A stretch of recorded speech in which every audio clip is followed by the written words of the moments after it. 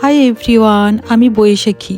প্রবাস জীবনযাপন আরেকটা নতুন ব্লগে আপনাদের স্বাগত জানাই। সবাই কেমন আছেন? আশা করি সবাই খুব খুব ভালো আছেন। আর আমরা ভালো মন্দে মিশামিশি, কারণ ইউকেতে এখন খুব ঠান্ডা পড়ে গেছে। তার জন্য সর্দি, কাশি, জ্বর আমাদের প্রত্যেক দিনের সঙ্গী হয়ে দাঁড়িয়েছে।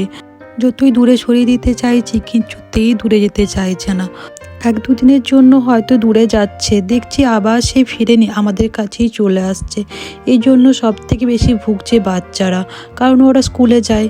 তার জন্য ওদের না প্রত্যেক দিন খুব ঠান্ডা লেগে যাচ্ছে। স্কুল যাওয়ার সময় দেখছি ভালো আছে, আর বাড়ি ফেরার সময় দেখছি সর্দি কাশিকে সঙ্গে করে নিয়ে আসছে। এখন বাজে সকাল 8টা। বাচ্চারা সবাই রেডি হয়ে গেছে স্কুলের জন্য, আর সৌমেনও অফিস যাবে বলে রেডি হয়ে বেরিয়েছে। কালকে রাতে জানেন তো স্নোফল হয়েছিল, তার জন্য গাড়িগুলোতে একদম স্নোতে ভর্তি হয়ে গেছে। তাই ও অফিস যাবে বলে রেডি হয়েছে। বাইরে এসে এখন ওর গাড়িটাকে ক্লিন করে নিচ্ছে। নভেম্বর মাস শেষ হতে চললো, তার জন্য ঠান্ডাটাও বেশ জাঁকিয়ে বসেছে। তার জন্য মাঝে মধ্যে এখন এখানে স্নোফল হবে। এই বছর ঠান্ডাতে কালকেই প্রথম স্নোফল হয়েছে। আদিয়াহানও রেডি হয়ে গেছে স্কুলের জন্য। আমি এখন ওদেরকে স্কুলে ড্রপ করতে যাব। তার জন্য চলুন আপনাদেরকেও দেখাবো এর আশেপাশেটা, বা যেসব জায়গাগুলোতে ফাঁকা আছে কীরকম বরফে ঢাকা হয়ে গেছে। যারা আমার ভিডিও দেখে থাকেন বা আমার আগের ভিডিওগুলো দেখেছেন, তারা নিশ্চয়ই এই পার্কটার কথা জানেন। আদিয়ানকে স্কুলে ড্রপ করতে গেলে এই পার্কটা পড়ে। এটা আমার বাড়ির সামনেই একটা পার্ক। এই দেখুন, এইসব জায়গাগুলোতে না খুব একটা লোকজন চলাফেরা করে না। এই ঘাসের ওপরগুলোতে তার জন্য একদম বরফ জমে আছে। যেসব জায়গাগুলোতে লোকজন চলাফেরা করে সেই সব জায়গাগুলোতে আস্তে আস্তে বরফগুলো গলে যায়। এইসব জায়গাগুলোতে কেউ তো চলাফেরা করছে না, তার জন্য দেখুন একদম বরফে ঢাকা হয়ে আছে চারপাশটা। আচ্ছা, দেখে মনে হচ্ছে না এই দৃশ্যটা যে হ্যাঁ, কেউ যেন একটা সাদা চাদরে মুড়ে দিয়ে গেছে চারপাশটা।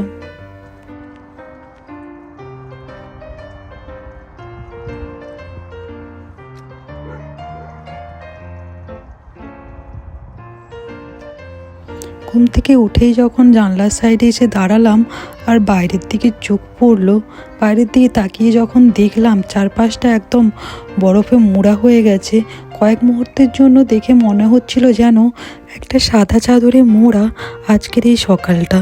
দেখে আজকে মনটা যেন একদম মুগ্ধ হয়ে গিয়েছিল।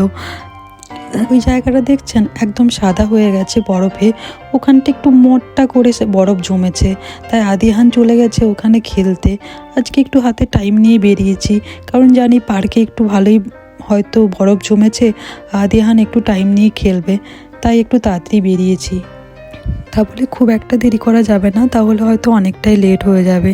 কালকে ওদের টিচাররা বলে দিয়েছিল ওয়েদার চেক করে, মানে ওদের একটা অ্যাপ আছে, ওখানে মেসেজ করেছিল যে কালকে সকালে যেন বাচ্চাদেরকে খুব ভালো করে সোয়েটার, টুপি, গ্লাভস পরিয়ে স্কুলে পাঠায়, কারণ ওয়েদার খুব একটা ভালো নেই, কালকে খুব ঠান্ডা পড়বে। চলুন আদিয়াহানকে আগে স্কুলে ড্রপ করে দিই, তারপরে আদিয়াহানের স্কুলের আশেপাশের জায়গাগুলো দেখাবো বরফ পড়ে কীরকম লাগছে দেখতে। আর এই যে চারপাশে যে এত বরফ জমে আছে, এই বরফগুলো কিন্তু সারাদিন ধরে থেকে যাবে না। একটু যখন বেলা বাড়বে, সূর্য উঠবে বা একটু তাপমাত্রা বাড়বে, তখন এই বরফগুলো গলে জল হয়ে যাবে। আর বিকেলবেলাতে দেখবেন কোনো জায়গাতে বরফ নেই। যেসব জায়গাগুলো একটু ঢাকা পড়ে গেছে বা লোকজন যাতায়াত করেনি, সেই জায়গাগুলোতেই শুধুমাত্র বরফ থেকে যায়, তাও অল্প, খুব একটা বেশি নয়।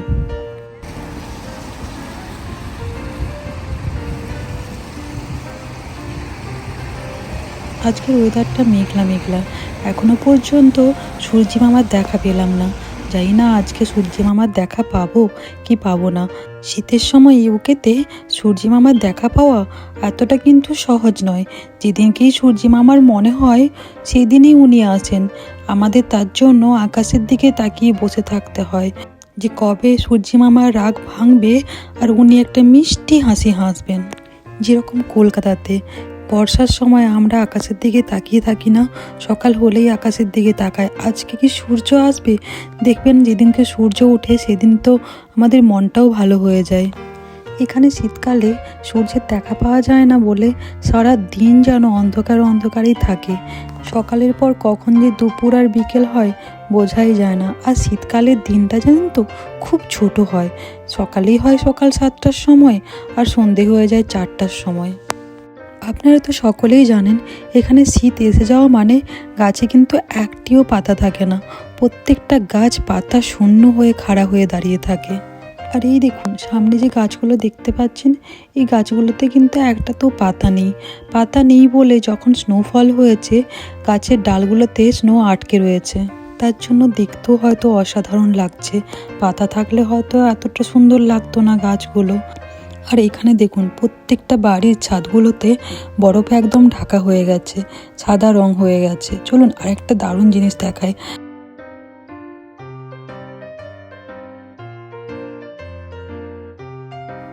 বলুন তো এটা কি ফুলের গাছ? হ্যাঁ একদম ঠিক ধরেছেন, এটা হলো কাশফুল। চলুন ভালো করে দেখাই। আর বেশিক্ষণ বাইরে থাকবো না, এরপর বাড়ি ফিরে যাব। চলুন বাড়িতে যাই, বাড়িতে গিয়ে দেখা হচ্ছে।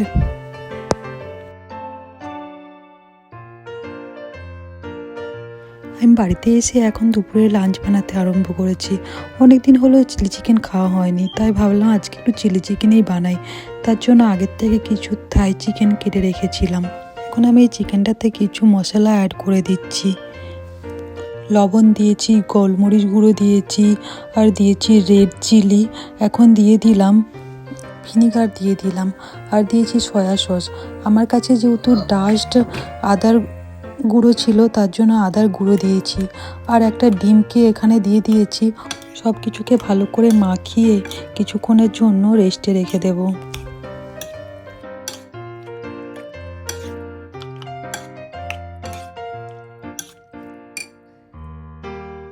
কিছুক্ষণ পরে চিকেনটাতে আমি আবার কর্নফ্লাওয়ার মাখিয়ে নিচ্ছি। ভালো করে কর্নফ্লাওয়ার মাখানো হয়ে গেলে চিকেনটা ভেজে নেব। একটা ফ্রাইং প্যানে ভালো করে তেলটা গরম হয়ে গিয়েছিল। তারপরে এখন আমি একটা একটা করে চিকেনকে দিয়ে দিচ্ছি ফ্রাই করার জন্য।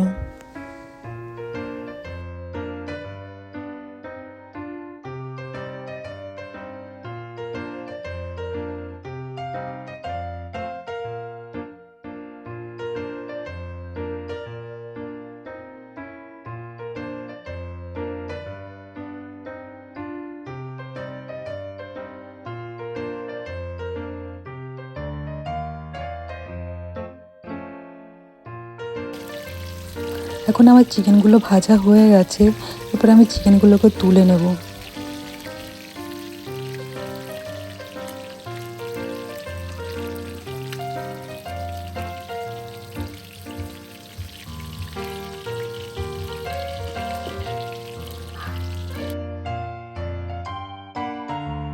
যে ফ্রাইং প্যানটাতে আমি চিকেনটা ফ্রাই করেছিলাম ওটাতে একটু তেল দিয়ে কিছু আদাকে কুচি কুচি করে নিয়েছি। তারপর কিছুকে রসুনেরও কিমা বানিয়ে নিয়েছি। ওগুলোতে একটু তেলে ভালো করে ফ্রাই করে কাঁচা লঙ্কা দিয়ে দিলাম। কাঁচা লঙ্কাটাও ফ্রাই করা হয়ে গেলে, আজকে যেহেতু আমাদের বাড়িতে ক্যাপসিকাম নেই তার জন্য শুধুমাত্র ওই পেঁয়াজ দিয়ে আমি চিলি চিকেনটা বানাবো। এখানে কয়েক রকমের সস অ্যাড করে দিয়েছি, যেমন chilli sauce, tomato sauce, soya sauce, সব কিছু অ্যাড করে ভালো করে কিছুক্ষণের জন্য ভেজে নিয়ে তারপর কর্নফ্লাওয়ার গুলে দিয়ে দিয়েছিলাম। এরপর এখন চিকেন যেগুলো ফ্রাই করে রেখেছিলাম ওগুলো ওর সাথে ভালো করে মিশিয়ে নিয়েছি। বা চিলি চিকেন রেডি। চলুন তাহলে আজকের ভিডিওটা এখানেই শেষ করছি। যদি আপনাদের ভালো লেগে থাকে তাহলে প্লিজ একটা লাইক করে দেবেন আর কমেন্ট করে জানাবেন ভিডিওটা কেমন লাগলো। আর আমার এই ইউটিউব চ্যানেলটা সাবস্ক্রাইব করে দিয়ে প্লিজ পাশে থাকবেন। সবাই ভালো থাকবেন, দেখা হবে নেক্সট ভিডিওতে।